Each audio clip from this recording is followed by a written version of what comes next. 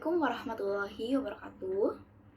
Saya Azra Fatika, NPM 2021-1458882, kelas S6E, Program Studi Pendidikan Ekonomi, Universitas Indraprasta PGRI.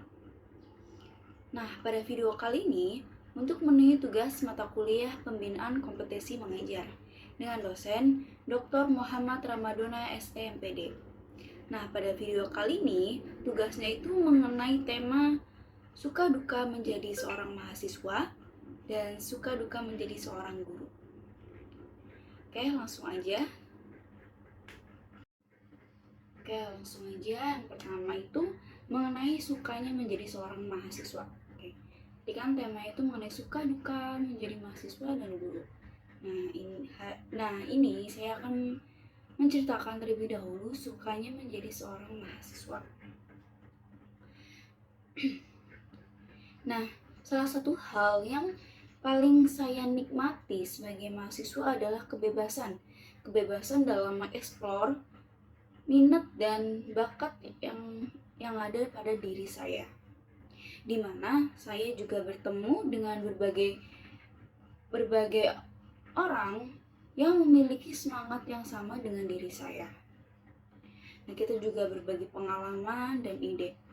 Dan teman-teman baru yang saya temui ini tuh dari berbagai latar belakang, sehingga dapat menginspirasi saya untuk terus berkembang. Nah, pada awal-awalnya itu saya sangat senang karena saya yang dari kampung, otomatis kan budayanya, kebiasaannya itu berbeda dengan anak-anak kota atau dari berbagai daerah lainnya. Nah, ketika pertama kali menjadi mahasiswa, terus ketemu teman-teman lain, saya merasa senang karena di situ berbagi pengalaman dengan yang lainnya. Misalnya pengalaman kebiasaan dia atau hobinya dia atau minatnya dia, terus dari latar belakang seperti apa gitu. Kita sering bertukar cerita dan berbagi pengalaman, sehingga itu bisa memotivasi saya, menginspirasi saya untuk mengembangkan minat dan bakat saya. Selain itu, pada awal-awal memasuki kampus juga saya mengikuti beberapa organisasi. Nah, organisasi ini untuk meningkatkan kemampuan saya dalam mungkin public speaking, terus berkomunikasi dan menjalin hubungan dengan orang lain. Nah, saya mengikuti salah satu organisasi Unitas.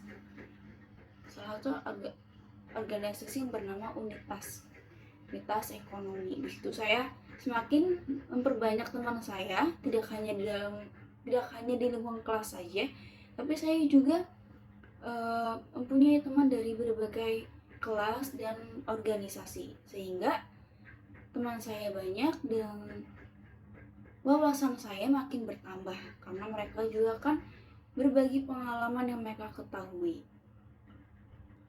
Nah, selain memperbanyak teman dan relasi, sukanya menjadi mahasiswa juga kita mendapatkan seorang pengajar dosen yang lebih kompeten, dan cara mengajar itu otomatis berbeda dengan pada saat kita SMK, SMA. Nah, pada saat kuliah otomatis tuh kita dituntut untuk lebih mandiri, tidak hanya mengandalkan dosen, tapi juga harus mencari pengetahuan dari berbagai sumber secara individu ataupun bisa dengan kerjasama melalui teman. Selain itu, pembelajaran pada masa kuliah pun bisa melatih public speaking saya karena lagi-lagi pada proses pembelajaran itu lebih banyak menggunakan presentasi kelompok. Selain itu ada juga kita lebih banyak prakteknya. Misal ada mata pelajaran yang kayak kewirausahaan gitu kan, kita dituntut untuk membuat produk, terus cara merencanakan sebuah usaha gitu kan. Terus selain itu juga ada mata kuliah akuntansi, kita dituntut untuk bisa lebih menghitung laporan-laporan keuangan perusahaan dan sebagainya. Nah, pada intinya hal-hal yang menjadi sukanya menjadi mahasiswa itu kesempatan untuk belajar hal-hal baru setiap hari dari dosen-dosen yang luar biasa hingga teman-teman sekelas yang mensupport. Nah, semuanya itu memberi saya wawasan dan inspirasi baru.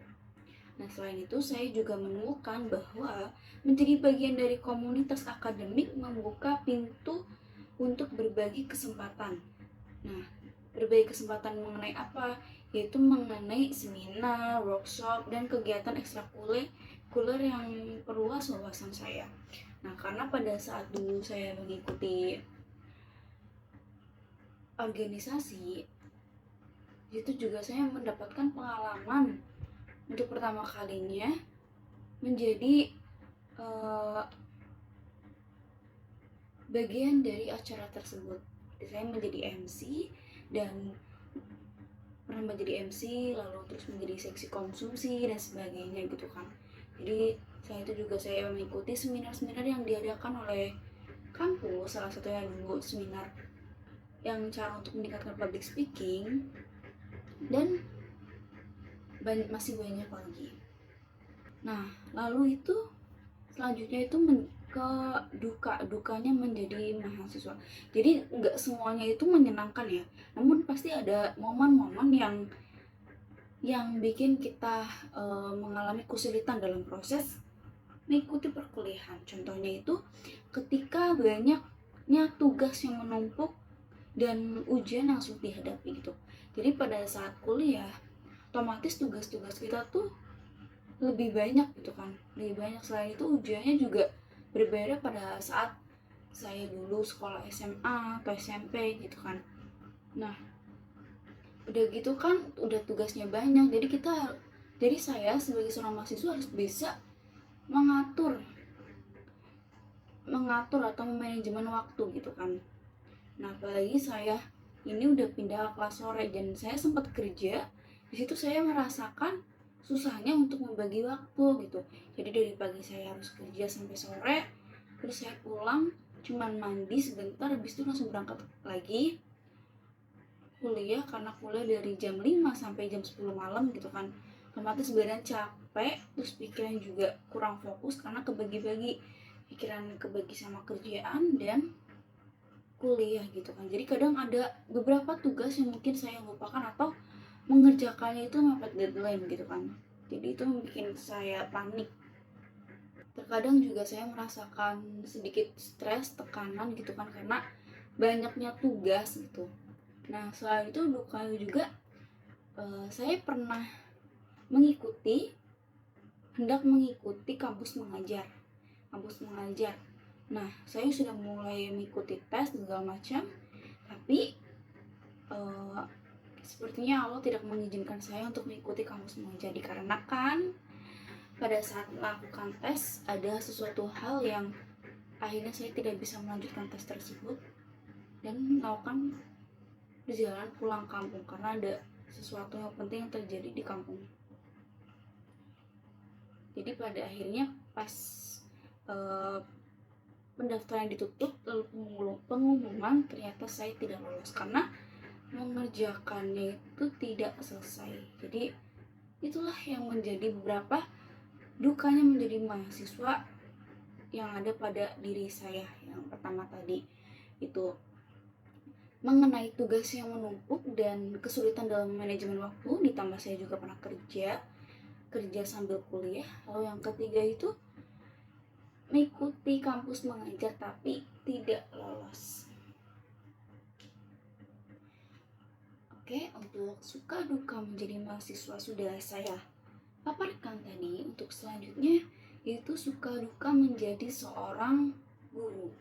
Nah, karena saya belum pernah mengajar gitu dan saya masih tahap pendidikan, dimana nantinya insya Allah saya juga ingin menjadi guru, karena saya kan kuliah mengambil pendidikan ekonomi dan insya Allah saya ingin menjadi seorang guru. Nah, yang bisa saya sampaikan menurut saya sukanya menjadi seorang guru ini, kita bisa berbagi ilmu kepada peserta didik dan melihat perkembangan positif yang ada pada anak didik kita. Nah, itu bisa menjadi sukanya seorang guru apabila kita memberikan materi pembelajaran gitu. Lalu murid-murid banyak yang mengerti, banyak yang paham gitu. Otomatis itu akan menjadi kesenangan pada diri saya jika saya menjadi seorang guru. Jadi sukanya menjadi seorang guru itu apabila melihat anak didik kita ini bisa sukses ketika sudah lulus dan menjadi seseorang yang berguna bagi bangsa dan negara. Karena untuk menciptakan generasi masa depan yang bertanggung jawab, beriman, berakhlak, dan berprestasi atau cerdas, itu dimulai dari seorang guru yang kompeten dalam mendidik anak-anak didiknya. Nah, lalu yang kedua, dukanya menjadi seorang guru ini, ada berapa dukanya menjadi seorang guru. Nah, dukanya ini bisa menjadi sebuah tantangan ya. Nah, seperti kan peserta didik yang kita ajarkan itu banyak. Nah, mereka otomatis mempunyai karakter yang berbeda-beda gitu. Dan tingkat pemahaman yang berbeda-beda. Jadi setiap anak tuh memiliki keunikan dan cara belajar yang berbeda-beda. Nah, sebagai guru, kita harus dapat mengakomodasikan perbedaan ini dengan baik. Jadi kita juga harus mempersiapkan segala sesuatunya dengan baik. Selain itu, pada zaman sekarang pun mendidik seorang siswa itu agak sulit ya. Dilihat dari kita lihat sebelum-sebelumnya banyak kasus yang dimana ada anak yang ditegur sedikit langsung siswa itu melawan gitu kan. Jadi ada beberapa kasus yang ketika siswanya salah terus ditegur tapi malah melawan guru tersebut, bahkan ada yang melaporkan kepada orang tua karena tidak terima anaknya diberi hukuman. Padahal kalau kita lihat nih, padahal ternyata tuh emang peserta didiknya yang salah gitu kan. Tapi kita sebagai guru juga tidak boleh menghukum secara berlebihan itu seperti main fisik gitu kan ya, nggak boleh. Jadi harus sesuai dengan intinya, harus dengan baik dan memberi efek jerak, tetapi tidak harus dengan kekerasan fisik gitu kan. Nah, selain itu dukanya menjadi seorang guru di Indonesia ini ya, kan banyak sekali guru yang masih honorer, belum PNS gitu. Nah, guru-guru honorer ini suka dipandang sebelah mata atau tidak begitu diperhatikan oleh pemerintah gitu kan. Makanya banyak banget kasus demo atau intinya guru yang mengeluh karena guru honorer ini gajinya sangat dikit gitu, bahkan tidak cukup untuk memenuhi kebutuhan sehari-harinya gitu kan. Jadi amat sangat mengkhawatirkan atau memprihatinkan gitu, karena kan guru tuh masih dipandang sebelah mata oleh pemerintah, kurang diperhatikan gitu kan.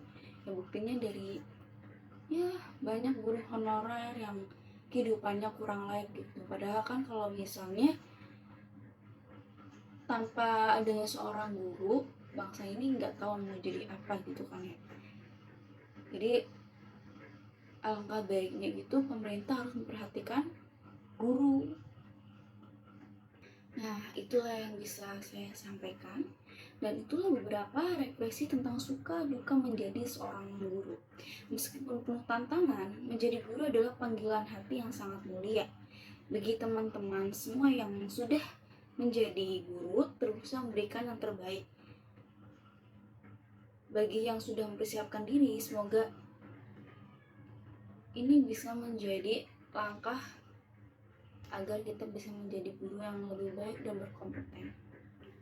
Oke, sekian. Terima kasih. Wassalamualaikum warahmatullahi wabarakatuh.